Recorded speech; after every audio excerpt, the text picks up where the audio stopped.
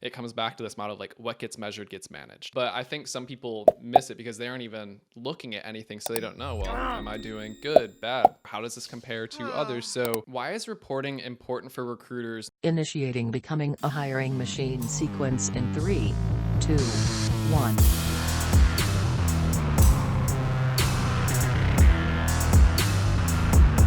Hey everyone, it's Sam Keenley, and welcome to Becoming a Hiring Machine. This is the show dedicated to fixing recruitment by going beyond saying what needs to change and instead teaches you how to make that change. Today we've got a great Tactical Tuesday episode ahead of us, but before we get into that, I just want to tell you a little bit more about the show. Essentially, we have shows within the show here. Some days we have interviews with industry thought leaders and others who are shaking up the space. Other days we cover things like trending topics. Drop by every Tuesday, like today, for a Tactical Tuesday episode where we go deep on how to do something that's going to help you drive better results in your day-to-day. Some days we open up for Q&A. Listeners can drop in questions that they'd like to hear us take on, so send those to us at podcast@loxo.co. And occasionally, you'll hear a mic drop episode from Matt where he drops by to share something that he's been thinking about within the recruitment space and thinks you should know. All right, today, we are starting a 5-episode mini-series on the shiniest, sexiest, most fun part of recruiting, reporting. I know. All right, seriously though, before you roll your eyes at me, today we are going to get ahead of that exact feeling you're having right now of wanting to roll your eyes. So either you probably don't think you need reporting. 2, you think you already have your reporting in a good place. Or 3, you're 1% of people who are thinking, this could be interesting and I might just learn a thing or two here. Like, this mini-series is going to be for all 3 types of people. So for this series, I grabbed Logan Heck, one of our CSM team leads, and he's going to join us to go over all the essential things that we need to know. So we're going to start from the beginning today, why reporting is important and how it should be used. And then the next 4 episodes are going to get into reporting specifics to various jobs to be done for recruiters like biz dev, sourcing, outreach and engagement, and candidate pipeline. So with that, grab a pen and paper, pull out your notes app. Let's get into it. Logan, welcome back. Hey, Sam, how are you? Yeah, I'm good. I was telling you before this, I'm kind of excited to get into this because this is an area that I've been even wanting to learn more about is reporting within the recruitment space. I mean, I can give me Salesforce and HubSpot, and I will give you all the reports you could ever need from a B2B and marketing standpoint. But on the recruiting side, this is something that I've been really curious about, and who better to speak to it than you? So I know there's probably a lot of other recruiters as well who this should hopefully be very helpful for. Yeah, I think reporting is definitely, as you mentioned, kind of opening up. It can be something that it's a little bit of that eye roll, Mm-hmm. pain in your back sort of thing. But when I think about reporting and how our team is really focused on expanding reporting in Loxo, we look at a couple different ways that reports can be helpful for you. I find a lot when people talk to me about reports, with different size of customer, the conversation goes a bit more towards, what a particular thing to report on, Mm-hmm. where that's okay, and that's the point of reporting. But I also think where conversations have led to is the wider range of things you can report on and why, right? It might be you're wanting to track a team's activity. It might be you're wanting to check overall pipeline health. It might be a combo of both. You might want to be seeing where bottlenecks are happening in your process so you can start to address that and in turn get more placements. I think the main goal for everybody. So it covers a lot of different things, and I know we're going to be diving into that here. Yeah, and so I've always been a data geek myself. Even, I mean, so you were also a former college athlete, so it's always that mentality of like you go to the gym or you're always tracking things to improve, and so it comes back to this model of like what gets measured gets managed. And so some people take that to heart. Some people are like, that's a little bit of overkill. You don't need to measure everything. But I think some people miss it because they aren't even looking at anything, so they don't know, well, am I doing good, bad, better than before, worse than before? How does this compare to others? So I guess why is reporting important for recruiters, no matter if you're a single shop, 360 desk, if you're at a Robert Half, thousands of recruiters, like why is reporting so important? Yeah, I think to steal your comment there right before, I think it's important because it does give you, tangible, hard evidence of how things are going. If you're anything like me, I tend to get into habits sometimes where, you know, you kind of paint a picture in your own head of, hey, things have been going great, and then you might go look at a report, something of that nature, and you go, ooh, maybe not going as well as I thought it was. And that's where I think reporting can really come into play. And it can really, I don't necessarily think it's something, and it could be for some people that you have to check every second of every day. But one of the cool things in the Loxo reporting is, the ability to see the raw data from the report as well as a goal report, right? So you don't have to actually really guess where you are in your goals. And then, what you have the ability to do is look at goals over time, right? So ideally, what would happen is you get to the end of a year and you start looking at some of those goals and you say, holy crap, I was blowing these out of the water compared to 2022, 2023. And that's where you start to really be able to see progress and then in turn potentially scale. Whether and that is across the board, whether you're a one seater or a thousand seater, or rather agency. I think it really just gives you the insight that you need on how the recruiting process in your workflow day to day is going.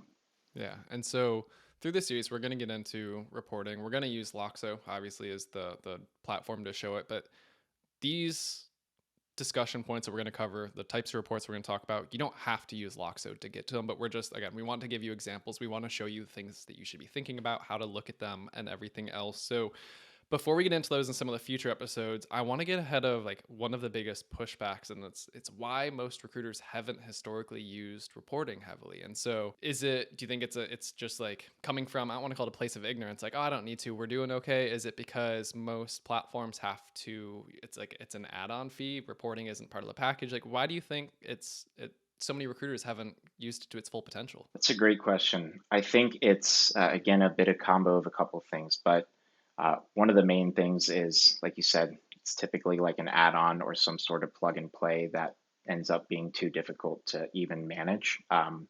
And if it's so hard to even track the data, then yeah, you're just going to probably scrap it. The importance of, or whether you kind of think it's important or not, is a huge piece. And it goes back to what we were just talking about. It is, whether you are a one person agency or you have a huge team that you're managing, you're able to look into what's going on and what teams are doing, what you're doing a couple clicks away. And you're not having to go to this tool to go find X report.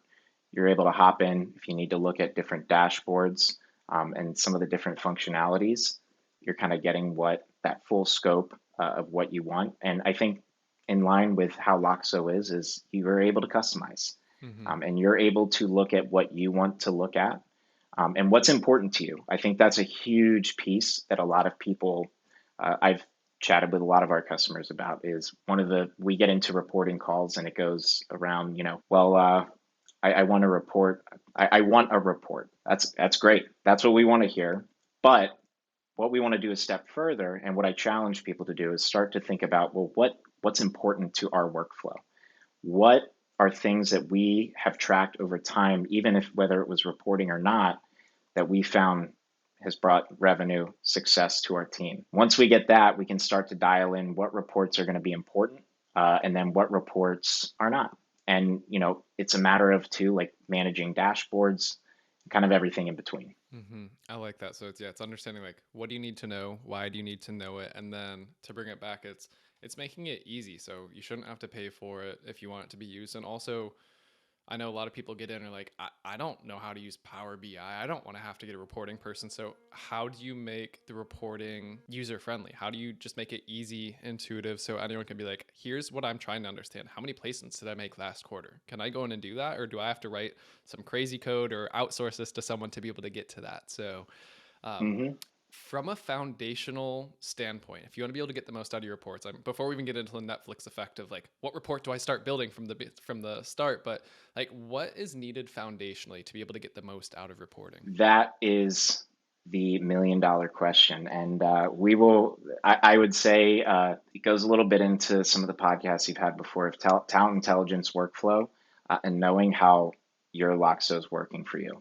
I think that's another, I guess relationship might be the word here with reporting that I've seen some customers really benefit from, is once you start looking at reporting, you then in turn start to understand, okay, here's how our workflow currently is set up. here's where we've been getting frustrated that Logan hasn't been submitted or moved people to submitted over this course of time. Okay, well, we look at this report, we talk to Logan, and then we realize, oh, he was doing something different, right? And then we can really start to streamline everything. So to wrap all that up, I would say it's important to make sure that, your pipeline, your triggers, kind of, again, going into that talent intelligence workflow, custom fields are important as well. And a key thing for reporting is data input. A report's only going to give you what you put in. So you can't, it's unfortunately not magic. And it's not going to just auto generate based on, what you might hope. And it's a matter of, again, even to the prior point I was making, tracking the data that's important for you and that is meaningful for you for custom fields as well. Favorite color, while some not going to hate on that at all, but probably not something you're going to necessarily need to report on, right? And it may be a custom field for you, and it may be something you like to see, so you can have a conversation with your candidates. But really looking at what custom fields and what activities are important to look at, and then building those out in Loxo, so in turn they're easily reported on. So making sure you have access to the data that is important to informing you. And then what I pulled out of that also is not having data in silos, because if you are using disparate tools, you can only report out on such small segments of it. So it's like you can only report on email deliverability. Well, did that have anything to do with the function of the candidates that you sourced into that you then were emailing? Like when you have all that in one place, you can really start to see that holistic view like you were getting into as part of the workflow. And that's going to tell you the story that you need to be successful as a recruiter, not like what I need to do to improve the emails, when the reality is you're probably just emailing 100 of the wrong people altogether. Nailed it on the head. That's exactly what it is. Okay. Well, this is going to be fun. I'm looking forward to this series. So we'll wrap this one up. And what we're going to do is tease out next week's episode is going to be diving deep into sourcing. So everything that you need to know is sourcing. We'll get into some reports, the insights that you can be getting from those. So stay tuned and check back then for that episode. So Logan, I'll look forward to touching up with you next week. Sounds good. All right. Bye. All right.